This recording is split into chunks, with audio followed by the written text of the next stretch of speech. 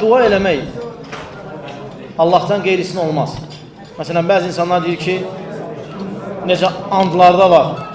Məsələn, and içirlər Peyğəmbər haqqı və Quran haqqı, təbii ki, kitabı qəsd edirlər. Və günah eləyəndə gedirlər, Qurana əl basırlar. Quran əl basılmaq üçün göndərilməyib bax. Yəni, Allah Qurana göndərməyib ki, ona əl basaq. Bəli, Quran müqəddəsdir. Quran təmiz kitabdır. O aləmlər Rəbbi tərəfindən nazil olunub, amma insanlara doğru yol göstərsin deyənə, əl basılsın və gəlinlə bəy onun altından keçsin və ya qəbirstanlıqda oxunsun. Quran bunun üçün nazil olmuyor. Yəni, Quran nazil olduğu məqsəd tərk olunub. Nə üçün ki, nazil olmayıb, cəmaat onu eləyir. Və ya məsələn, hələ mən demirəm, Quranla fala baxır. Quranla deyir ki, o falçı yaxşıdır, deyirsən, niyə deyir, Quranla baxır.